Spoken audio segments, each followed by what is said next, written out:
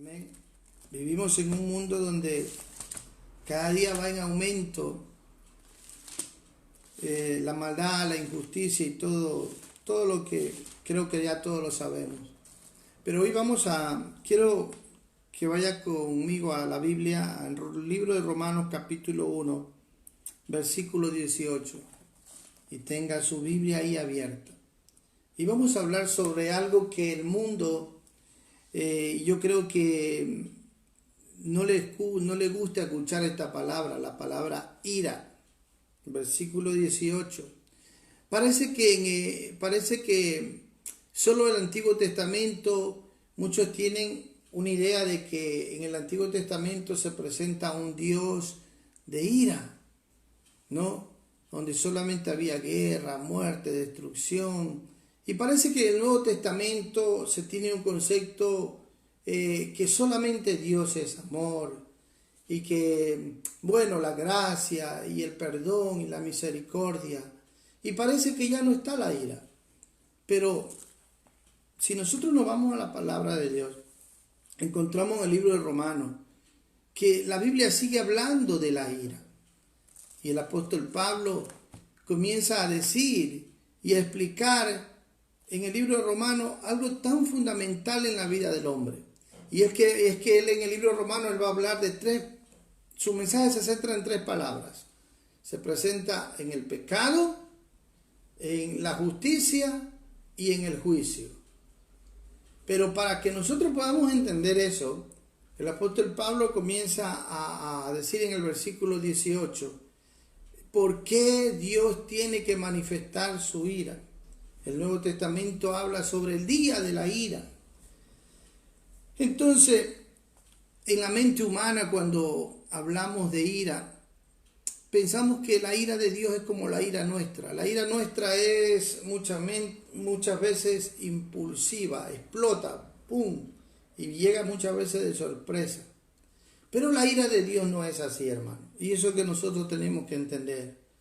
¿Por qué viene la ira de Dios? ¿Quién ocasiona la ira de Dios?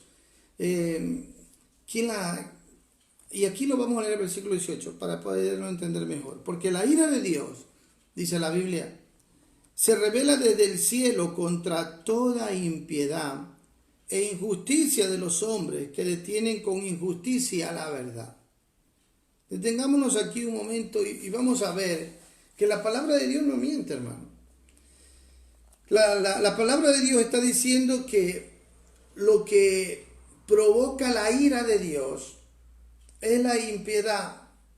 Y como consecuencia la impiedad significa la maldad. Ese es el significado de la palabra impiedad. La maldad, lo malo. ¿Y dónde está lo malo, la maldad y la injusticia en el mundo? ¿Acaso en la naturaleza? ¿Acaso en los animales? No. Aquí va el mensaje directo a nosotros los seres humanos. Directo al hombre va. De donde se origina.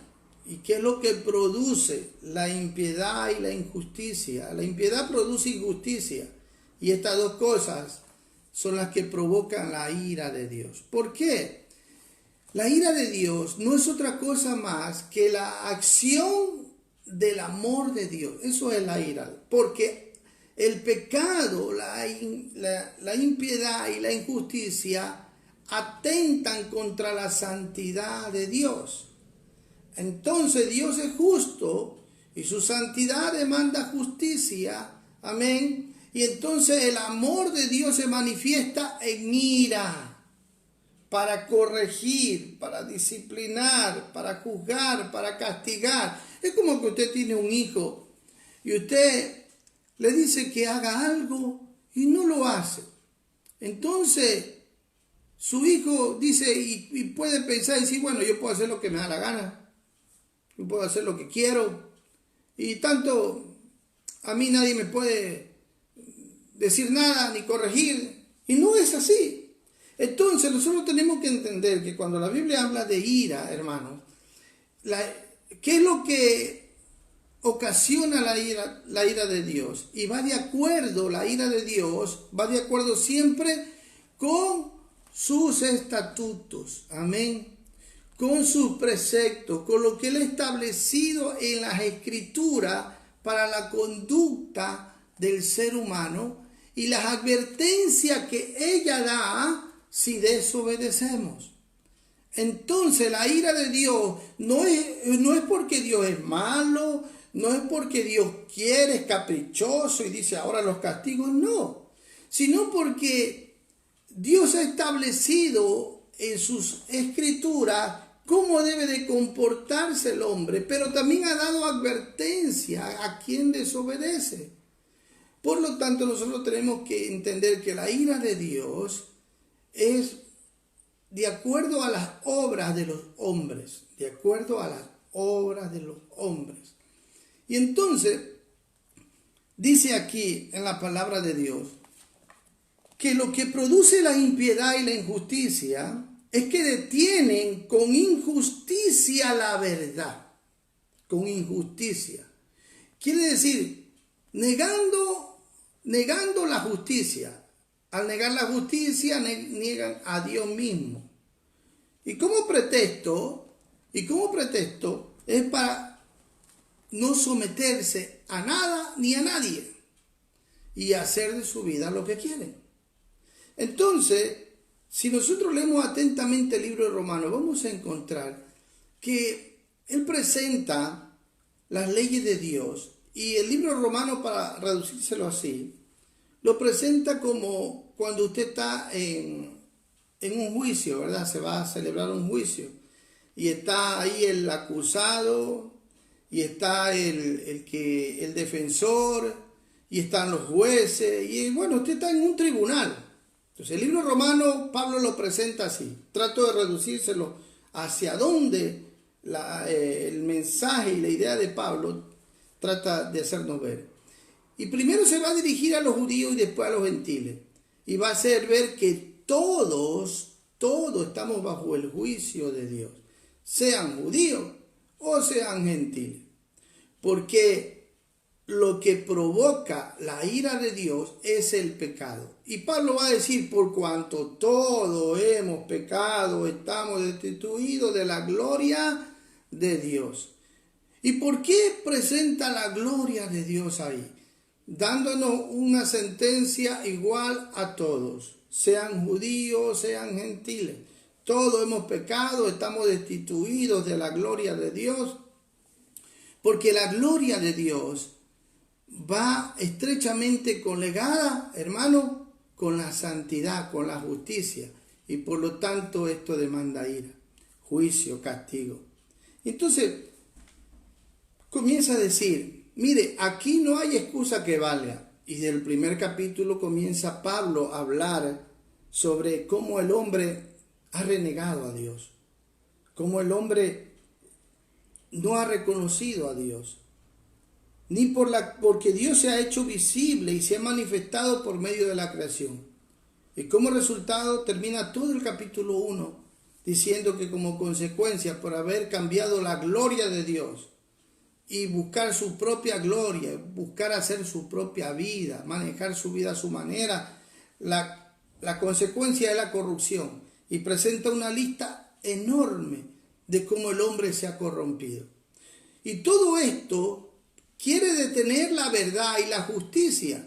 Y por lo tanto Dios no se va a quedar con las manos cruzadas. Entonces la ira de Dios, Romanos, Pablo está diciendo que se va a manifestar y del cielo, dice. Dice, porque la ira de Dios se revela desde el cielo contra toda impiedad, contra toda maldad, hermano. Y hoy en estos tiempos en los que vivimos, es que la maldad va en aumento a pasos agigantados, cada día más, hermano. Tenemos que saber confrontar el pecado, porque el mensaje del Evangelio en eso consiste.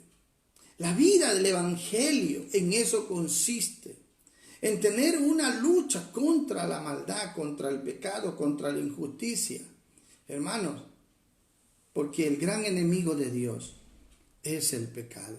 Lo que destruye a la humanidad es el pecado. Lo que trae injusticia al hombre es el pecado. Y entonces Dios no se puede quedar con las manos cruzadas.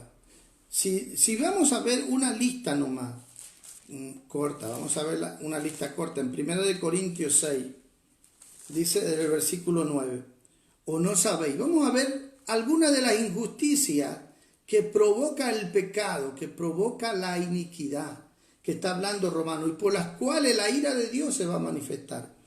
¿No sabéis que los injustos no heredarán el reino de Dios? No el rey, ni los fornicarios, ni los idólatras. Y todo esto es injusticia. ¿Por qué es injusticia? Porque no va de acuerdo a la voluntad de Dios. Todo lo que no va de acuerdo a la voluntad de Dios es injusticia. Causa dolor, desgracia, división, separación. Ni los adúlteros, ni los afeminados, ni los que se echan con varones, dice, ni los ladrones, ni los ávaros, ni los borrachos, ni los maldicientes, ni los estafadores heredarán el reino de Dios. Entonces, cuando acá hablamos que la ira de Dios se va a manifestar, se va a revelar desde el cielo, es contra toda esta clase de pecado, de iniquidad, de injusticia.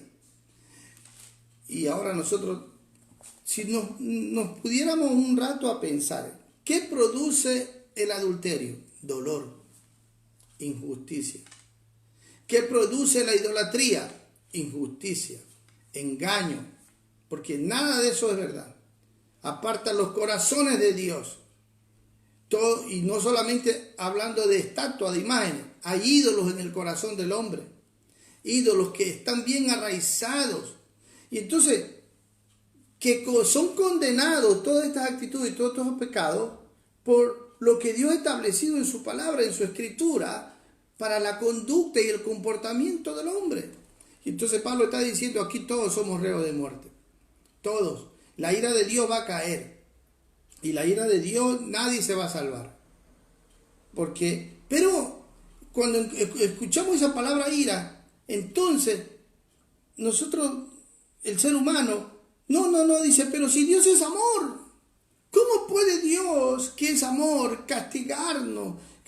Entonces, no se ha entendido el concepto correcto de la ira de Dios. Porque la ira de Dios tiene que ver con el amor. Porque el que ama corrige.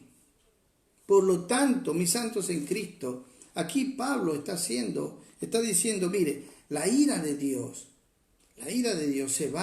es una acción de amor, porque va a corregir, va a disciplinar, va a castigar el pecado, Mucha gente está siendo castigada hoy y ni cuenta se dan. Y en ese castigo, si en verdad son hijos de Dios, se vuelven a Dios y reconocen.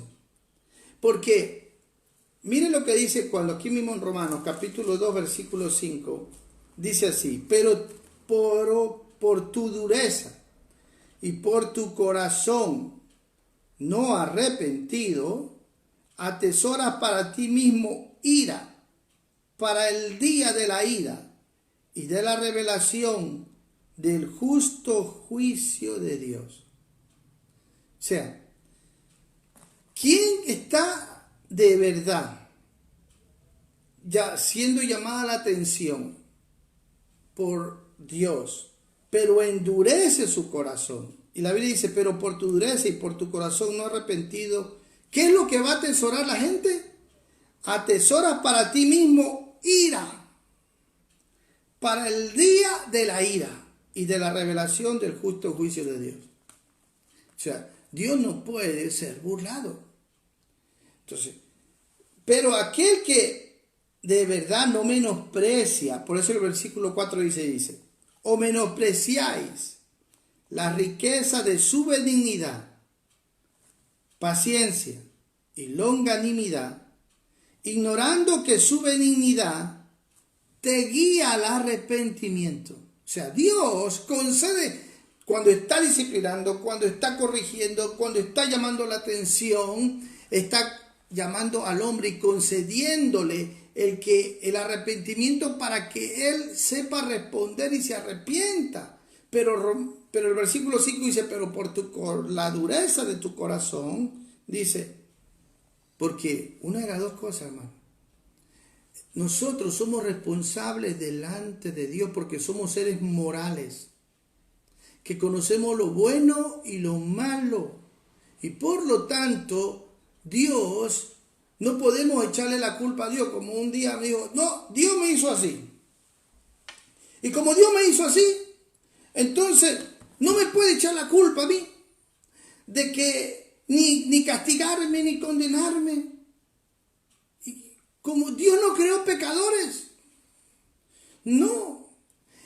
Tenemos que entender que Dios no creó pecadores, creó gente a su imagen y a su semejanza. Amén. Por lo tanto, el hombre fue creado para reflejar a Dios mismo, tener comunión con Él, vivir en santidad, en justicia, en verdad. Pero el hombre decidió rebelarse a su creador.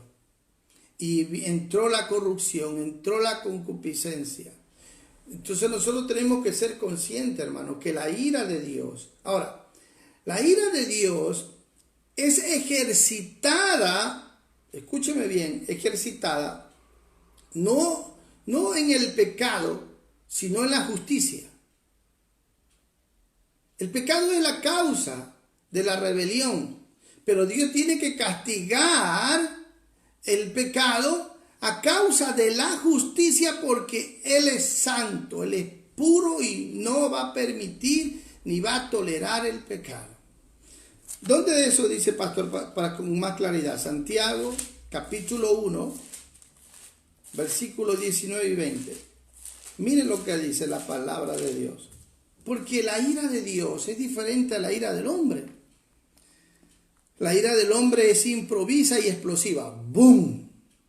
Versículo 19. Por esto, mis amados hermanos, todo hombre sea pronto para oír, tardo para hablar, tardo para irarse, porque la ira del hombre no obra la justicia de Dios. ¿Se da cuenta? Así que la ira de Dios se ejercita, ¿para qué? Por causa de la justicia. De la justicia. Dios pide justicia. Ahora, nosotros como hijos de Dios tenemos que entender que Dios, antes de derramar su ira, bíblicamente encontramos que siempre su ira ha sido lenta y controlada. Lenta y controlada. ¿Por qué? Porque siempre ha dado advertimiento.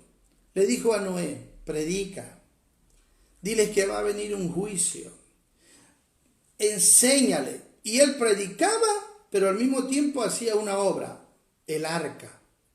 Así que como testimonio de su prédica, de su mensaje, tenía una obra que también hacía, el arca. Y todos se reían, y todos se burlaban. Dice, es que viene la ira de Dios, va a venir la ira de Dios, y por eso estoy haciendo el arca. ¡Ah! Se burlaban. Entonces, la ira de Dios jamás viene improvisamente. No. Viene lenta. La ira de Dios es lenta y controlada. Da una advertencia. Y entonces seguía Noé predicando. ¿Y cuántos años predicó? ¿Y quién se convirtió? ¿Quién escuchó? Cuando Dios le dijo, entra, y Dios mismo cerró la puerta del arca. Ni Noé podía abrirla. Ni Noé. Así es. Lo mismo sucedió con Sodoma y Gomorra. No querían escuchar, vino la advertencia. Por ahí salió Abraham a interceder. No hay intercesión, hermano. Cuando ya Dios decide hacer algo y el hombre no quiere oír, no quiere arrepentirse, no quiere escuchar, no hay intercesión que valga. Hasta 10 llegó la intercesión. Empezó con 50, pero si hubiera 50 justo, le decía, no destruirás a Sodoma y Gomorra. No, Perdóname, Señor, que insista, pero si hubiera 40, tampoco. Señor, mira mi insistencia, pero no te enojes. Si hubiera 30, tampoco destruiré. Pero él llegó hasta el número 10 a interceder. Y si hubieran 10, por esos 10, no voy a destruir Sodoma y Gomorra. ¿Se da cuenta? La ira de Dios estaba determinada a traer juicio, castigo, destrucción. Pero siempre con advertencia, siempre intercediendo. Pero hermanos, Dios que conoce pasado, presente, futuro, lo que hoy vivimos que estamos viviendo nosotros, para Dios ya es historia. Dios ya lo conoce todo, lo sabe todo. Pero había solo un justo. La Biblia lo llama justo, a Lot, en Sodoma y Gomorra. No habían 10. El número 10 significa complemento, algo completo. Por eso solamente la intercesión llegó hasta 10. Porque el número 10 significa el complemento de todo. Porque si usted se da cuenta, después repite el 11, 1, 1, 1, 2, el 12 y así. Entonces el número 10 representa la totalidad. Y no habían ni 10. Y entonces vino la ira de Dios y se reveló desde el cielo y cayó fuego y azufre, llovió. O sea, Dios ha demostrado su ira. Hermano, el pecado es cosa seria. No hay que tomarlo a la ligera el pecado. Tan terrible es el pecado que hubo diluvio. Tan terrible es el pecado que llovió fuego y azufre del cielo. Tan terrible es el pecado, hermano, que hubieron guerras, muerte, destrucción. Tan terrible es el pecado que el mismo Hijo de Dios descendió a la tierra y sufrió por nosotros el castigo que nosotros merecíamos. Tenemos que entender la ira de Dios bíblicamente y tomar en serio el pecado. Porque, hermano, cada día este mundo se está acercando al día de la ira, en el cual Dios va a derramar los juicios más terribles, cual nunca la humanidad lo ha recibido, hermano. Y es por eso que nosotros tenemos que ahora entender esto, hermano. ¿Y por qué es el problema? ¿Dónde está el problema, pastor? Es que Juan dijo que la luz vino al mundo y los hombres amaron más las tinieblas que la luz, porque sus obras eran malas. Y no quisieron acercarse a la luz para que sus obras no sean descubiertas. Esa es la verdad. ¿Por qué la gente no quiere arrepentirse? ¿Por qué la gente no quiere volverse a Dios? ¿Por qué la gente quiere seguir encubriendo su pecado? No. Hay que saber tratar con el pecado, ser radical con el pecado.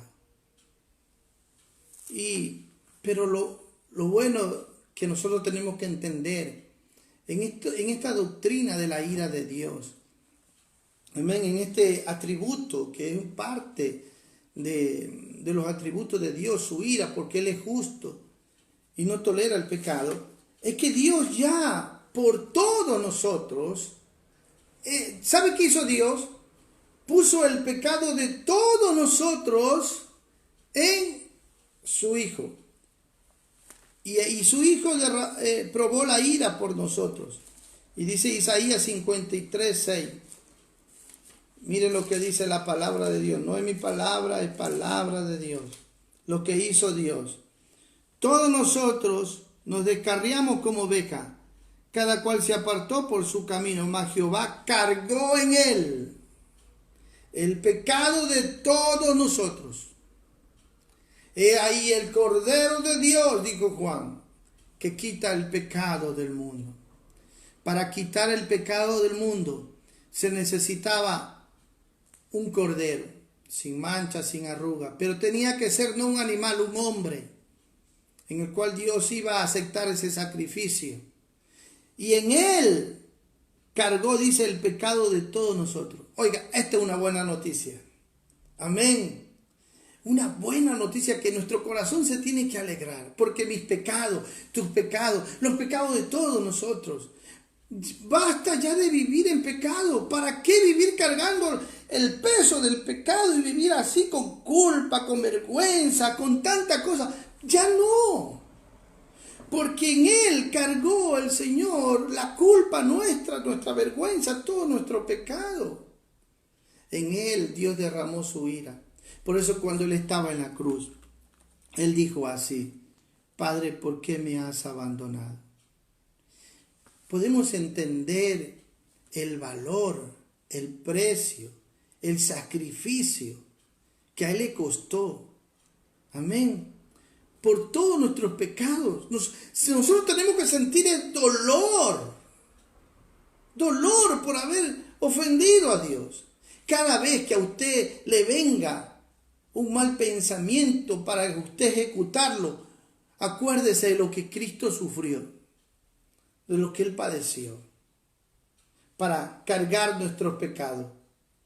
Y la voluntad de Dios es que nosotros entendamos que Él no solo cargó nuestros pecados, sino que Él también condenó al pecado en la carne en nosotros, para que no sirvamos más al pecado, ni reine más el pecado por la concupiscencia en nuestras vidas, sino para que nosotros probemos victoria sobre el pecado.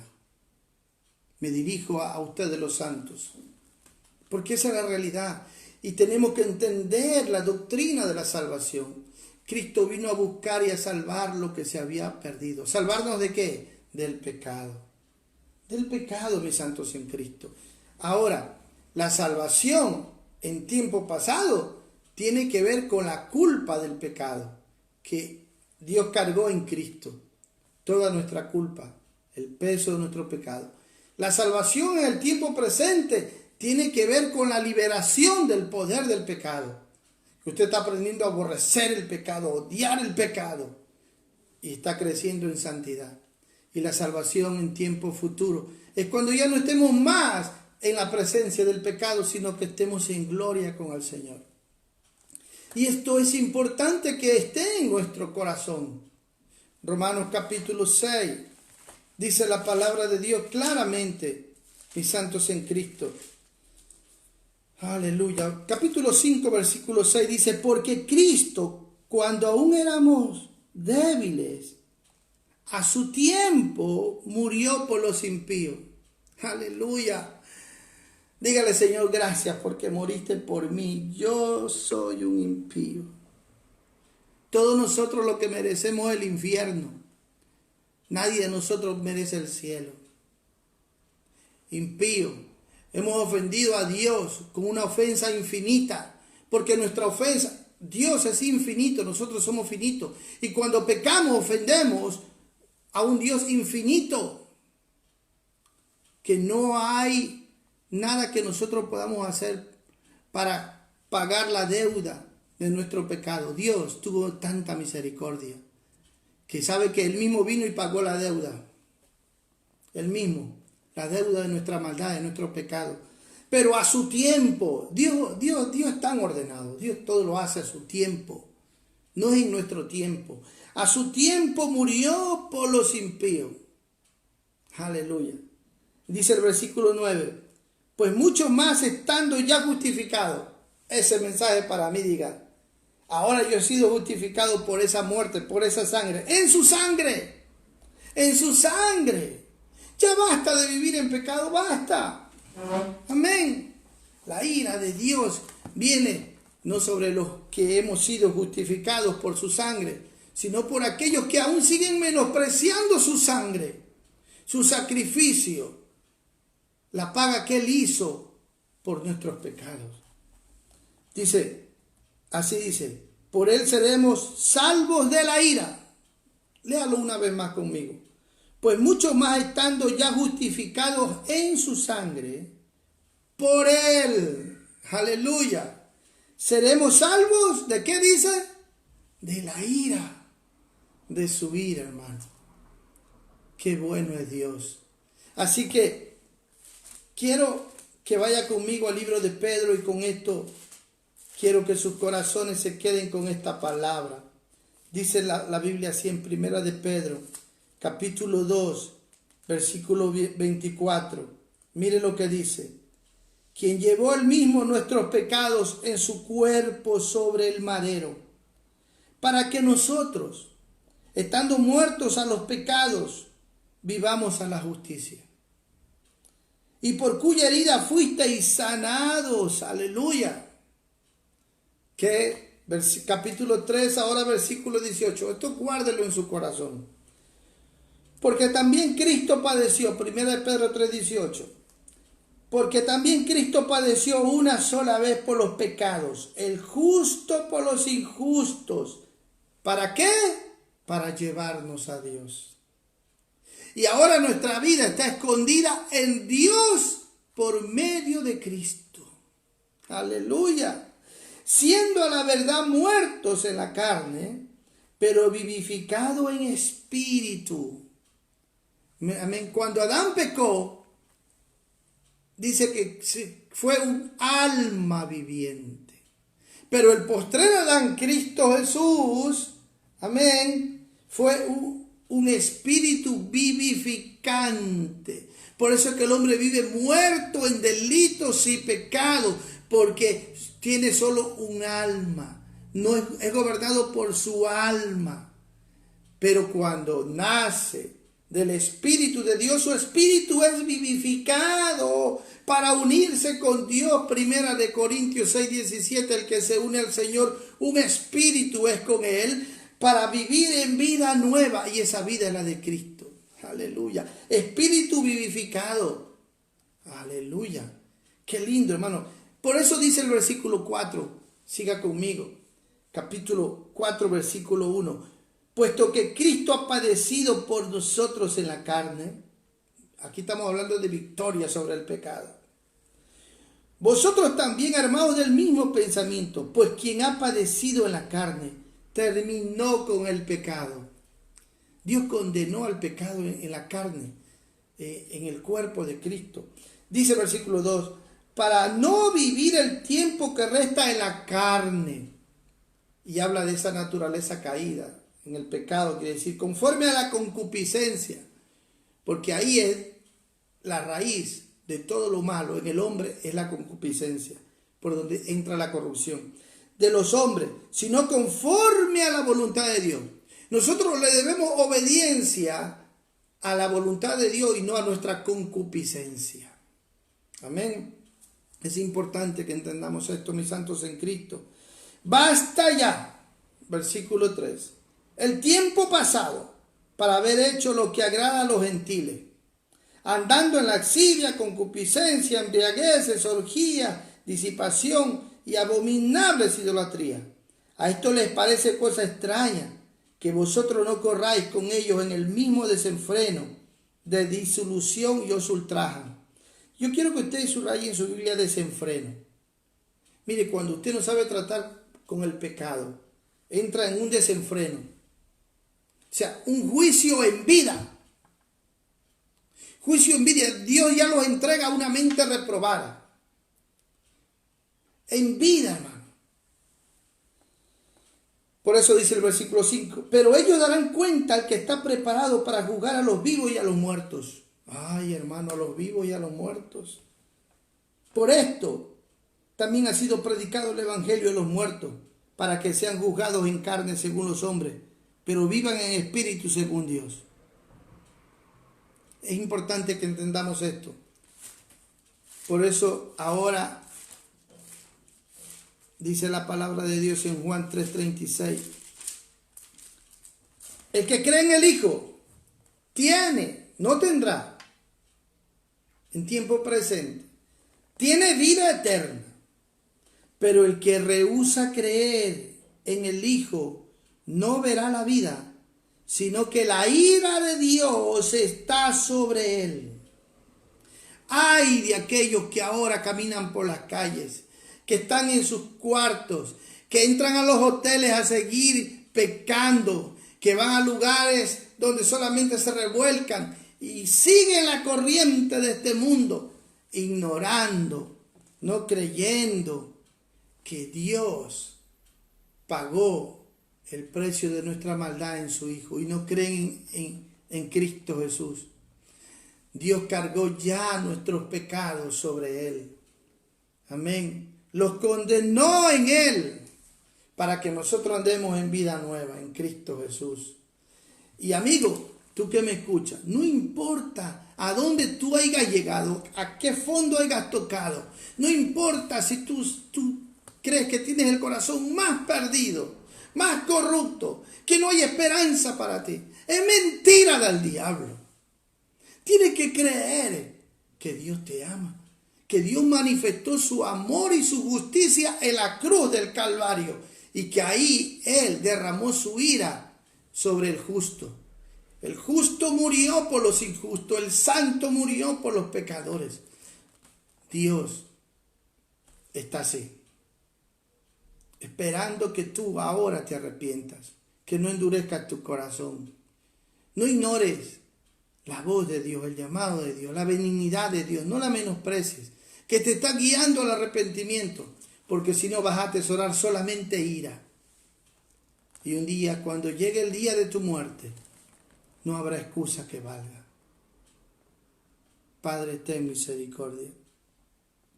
Ayúdanos a entender, Señor, que lo que tú hiciste en la cruz del Calvario fue algo que tiene un valor eterno y que nosotros tenemos que apreciarlo. Que tú pagaste nuestra culpa y que tu Hijo, Señor, experimentó por nosotros tu ira, cargó nuestros pecados, nos justificó para librarnos de la ira. Ayúdanos a valorizar tu amor inmenso en el nombre de Jesús. Y aquellos que ahora mismo, Padre, llevan a la cruz del Calvario su culpa, su vergüenza, su pecado, y reconocen que no pueden seguir viviendo así, ofendiéndote, y que sienten dolor en su corazón por llevar una vida de ofensa a ti. Que tu sangre, Padre, que tu sangre hoy los limpie y los libere del poder del pecado. En el nombre de Jesús, que suceda ese milagro, Dios, ahora para la gloria tuya en muchos corazones. Te lo pido, Señor, y que sea tu paz, que sobrepasa todo entendimiento, Señor, poniendo, Señor, tu paz en sus corazones. En el nombre de Jesús. Gracias, Señor. Pueblo, démosle gracias a Dios, porque hemos sido ahora liberados de la ira por la sangre de Cristo. Gracias, Padre, en el nombre de Jesús. Amén. Mis santos en Cristo, que sea el Señor a fortalecerlos, a bendecirlos, a cada uno de ustedes. Qué bueno poderles ver por aquí sus caritas y que el Señor me los bendiga grandemente. Un abrazo para todos y Dios queriendo, el domingo que viene vamos a hacer nuestro primer culto. Estamos tomando todas las medidas de precaución como la ley nos manda. Amén.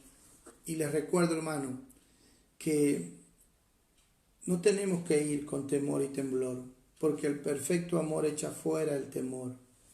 Y sin fe es imposible agradarle a Dios. Así que tenemos que ir con fe. Y la Biblia dice que donde 2 o 3 se reúnen en su nombre, Él está ahí para bendecirnos. Amén. Contamos con la presencia de Dios y para glorificar su nombre. Un abrazo para todos. Dios me les bendiga en Cristo Jesús.